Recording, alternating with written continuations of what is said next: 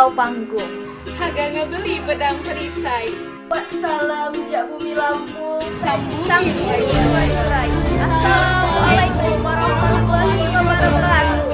Nabiun. Kami tim Zafiro, AC Riset, Raden Intan Lampung. Dengan saya Raudatul Azizah. Saya Fadila Rizky. Saya dengan bangga kami mempersembahkan sebuah karya tulis ilmiah yang berjudul Solumi, aplikasi pendaya-gunaan investasi berbasis sebagai inovasi pembangunan ekonomi umat. Pertumbuhan ekonomi yang tinggi seringkali tidak diikuti dengan penurunan kemiskinan. Salah satu penyebab kemiskinan adalah rendahnya kualitas SDM seperti kurangnya modal, pelatihan, dan menurut Al-Quran adalah keterbatasan untuk berusaha. Penghapusan kemiskinan dapat dihapus melalui pembangunan ekonomi seperti berwirausaha, dan Rasulullah SAW menganjurkan dengan berdagang. Untuk memulai usaha tentunya membutuhkan modal awal. Terdapat dua sumber modal, yang pertama lembaga keuangan bank dan lembaga keuangan non-bank. Mayoritas masyarakat memilih meminjam kepada lembaga keuangan non-bank. Contohnya di Pasar Sentral Kabupaten Lampung Utara, mayoritas pedagang memilih meminjam kepada rentenir dengan tingkat bunga 20%. Sistem tersebut dilarang dalam Islam karena adanya praktik ribawi dan dampaknya adalah melemahkan ekonomi pedagang. Terdapat dua pilihan skema. Pertama, diangsur utang pokok plus bunga selama jangka waktu yang telah ditentukan. Kedua, mengangsur bunga per 30 hari dan ketika jatuh tempo membayar utang pokok.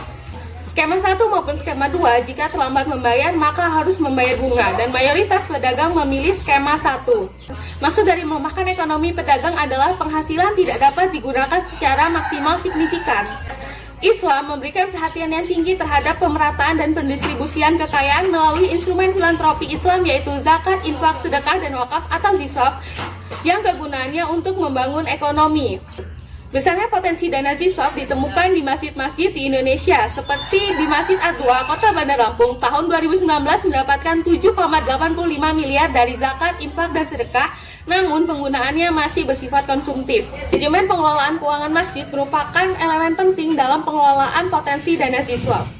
Manajemen masjid adalah pendayagunaan peran masjid, yang mana masjid tidak hanya berfungsi sebagai tempat ibadah, tapi juga sentral peradaban, sentral aktivitas, maupun salah satu organisasi nirlaba yang bertujuan untuk membangun perekonomian umat. Struktur perekonomian nasional didominasi oleh sektor UMKM, yang mana masalah yang paling mendasar adalah kurangnya modal, baik modal uang maupun modal sumber daya manusia. Oleh karena itu, diperlukan upaya untuk meningkatkan kinerja UMKM ini, berupa pelatihan maupun pemberian akses pembiayaan. Potensi dana ziswaf yang besar ditemukan di masjid, ditambah keberadaan masjid sebagai entitas yang langsung menyentuh masyarakat, seharusnya mampu menjadi solusi atas permasalahan kurangnya modal ini. Berdasarkan permasalahan tersebut, kurangnya modal, akses pembiayaan yang masih mengandung unsur ribawi, potensi dana ziswaf yang besar namun masih dikelola secara konsumtif dan sederhana, maka tujuan dari penelitian ini adalah memberikan solusi atas permasalahan tersebut. Solumi, aplikasi pendayagunaan manajemen keuangan masjid, berbasis platform sebagai inovasi pembangunan ekonomi umat.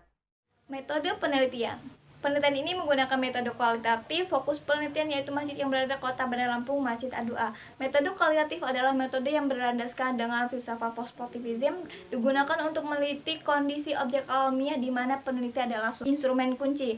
Pengumpulan sampel sumber data dilakukan dengan proposif dan snowball. Teknik pengumpulan data dengan triangulasi atau gabungan. Analisis sumber data bersifat induktif atau kualitatif, di mana hasilnya lebih menekankan pada makna daripada generalisasi.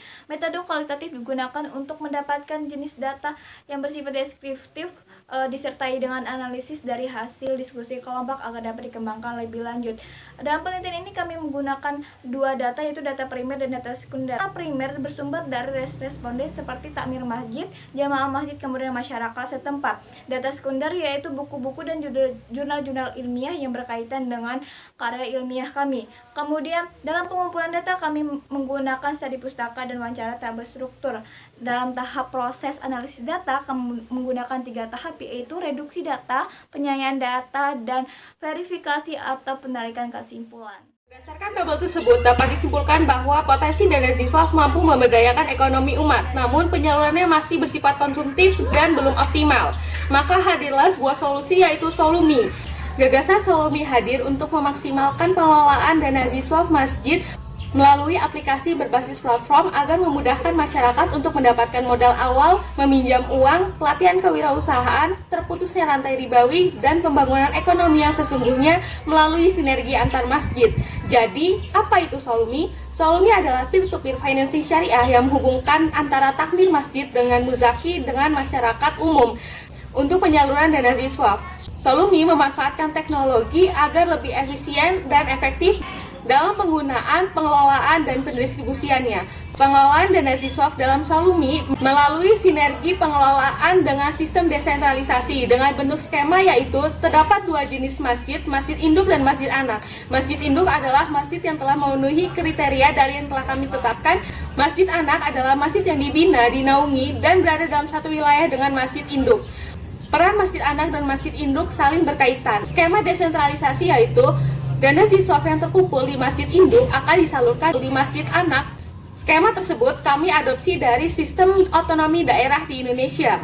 Diharapkan Solumi dapat meningkatkan produktivitas potensi dana ziswaf masjid dan memberikan manfaat yang lebih luas kepada masyarakat, terutama dalam sektor ekonomi. Keunggulan dari aplikasi Solumi yaitu sistemnya yang aman, yang mana data para muzaki hanya akan diketahui oleh pengurus masjid. Data yang dapat diakses masyarakat umum hanya data keuangan beserta alokasinya, karena Solumi sangat menjunjung tinggi azas transparansi. Sistem yang digunakan adalah sistem syariah berbasis teknologi yang bertujuan untuk memudahkan umat. Data yang kami dapatkan dari Masjid Adua sebagai salah satu masjid besar di Bandar Lampung memiliki dana ziswaf yang besar. Namun berdasarkan narasumber yang penulis temui mengatakan bahwa belum ada satupun teknologi yang digunakan dalam pengelolaan dana tersebut. Dana masih disalurkan secara konsumtif dan sederhana. Solumi berperan sebagai intermediari dengan visi memberdayakan pengelolaan manajemen keuangan masjid. Solumi bekerja sama dengan Baitul Mal, Bank Wakaf Mikro maupun Bank Syariah, baik dalam hal pelatihan kepada para calon pelaku usaha UMKM maupun dalam memberikan edukasi kepada semua pihak. Solumi juga berada di bawah payung regulasi OJK yang berperan sebagai controller. Solumi sebagai fintech syariah juga berperan dalam meningkatkan literasi masyarakat akan financial technology, yang mana merubah mindset masyarakat bahwasanya masjid tidak hanya berperan sebagai tempat ibadah. Solumi bertujuan untuk mengurangi kemiskinan dengan transfer dana produktif. Masyarakat maupun para pelaku usaha yang akan meminjam dana tidak diberatkan dengan adanya agunan maupun persyaratan lain layaknya di bank. Pihak-pihak yang terkait dalam implementasi Solumi yang pertama yaitu takmir masjid sebagai pengelola keuangan masjid dan juga bertanggung jawab penuh atas aplikasi Solumi. Yang kedua yaitu lembaga keuangan dan bank seperti BMT dan juga Bank Wakaf Mikro, yaitu mereka sebagai pengedukasi terkait dengan kewirausahaan, dan juga Bank Syariah sebagai startup pendanaan, dan juga ada Mauquf Alai sebagai orang yang menerima bantuan modal, dan juga Muzaki orang yang mendistribusikan dana ziswaf, dan juga otoritas jasa keuangan yaitu payung hukum atau lembaga yang mengawasi dan mengatur lembaga keuangan.